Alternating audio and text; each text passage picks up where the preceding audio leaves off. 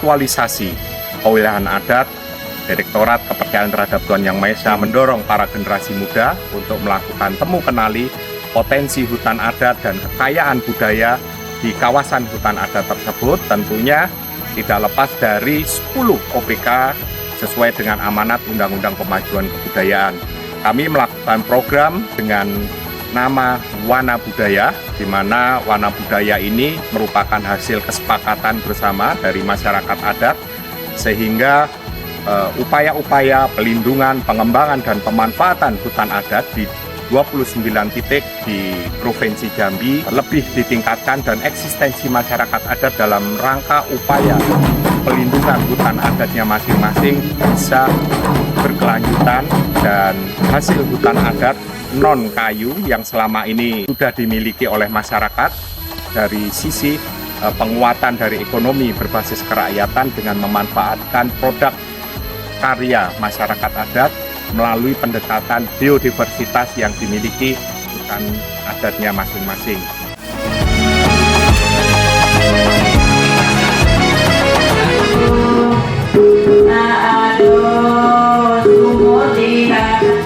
Kita harapkan sumber daya kebudayaan itu secara menyeluruh. Karena apa? Karena untuk memajukan kebudayaan itu pemerintah sendiri tidak bisa melakukan, tidak bisa melakukan.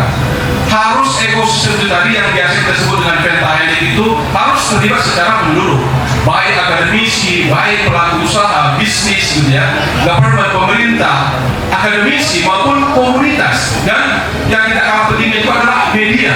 Bagaimana kita memanfaatkan media, upaya-upaya apa yang kita lakukan di dalam kemajuan kebudayaan ini, sehingga apa yang kita lakukan itu bisa terpublikasi ke orang-orang lain, bahkan mungkin di global.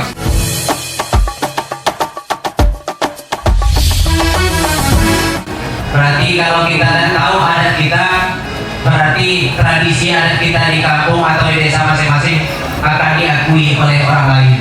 Ternyata di semua hutan adat yang ada di wilayah kami itu memiliki potensi-potensi budaya yang luar biasa. Nah, tentu harapannya akan ada titik sinergi antara objek pemajuan kebudayaan yang sudah kita identifikasi selama 4 bulan ke depan dengan pengelolaan hutan adat.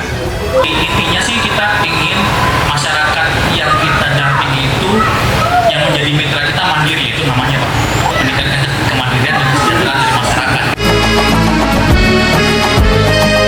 Tentu banyak ilmu yang kami dapatkan, seperti kami belajar mengidentifikasi objek yang diduga cagar budaya, mengidentifikasi sumber informasi yang ada di masyarakat hukum adat itu sendiri.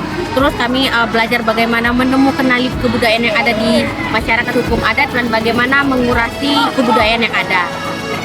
Tentu harapannya terhadap program Wana Budaya ini di masing-masing masyarakat hukum adat itu sendiri tergali budaya-budaya yang lama, yang sudah lama mungkin hilang di masyarakat hukum adat itu sendiri, dan kami bertujuan untuk mempublikasikan kembali, mengenalkan kembali bahwa ini loh yang ada, budaya ini loh yang ada di masyarakat hukum adat itu sendiri. Saya akan lebih banyak menggali budaya-budaya yang selama ini mungkin tidak terekspos atau udah lama ditinggalkan yang berhubungan dengan hutan adat. Dari situ saya menggali dari cerita, video, foto, dan mengabadikannya agar kebudayaan itu tidak dilupakan oleh masyarakat sekitar hukum adat tersebut.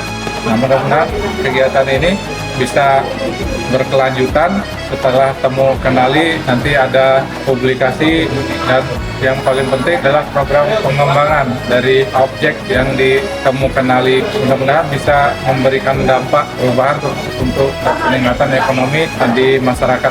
Nah, setelah pelatihan ini, teman-teman fasilitator akan disebar ke 29 titik masyarakat adat di Jambi untuk mengenali potensi-potensi kebudayaan kaitannya dengan pengelolaan hutan adat. Kita tahu bahwa interaksi antara manusia dan hutan adat menghasilkan suatu kebudayaan, menghasilkan suatu kearifan lokal yang berguna bagi penguatan jati diri bangsa ataupun mungkin untuk upaya-upaya gagasan kesejahteraan. Berasal dari lingkungan terdekat serta dari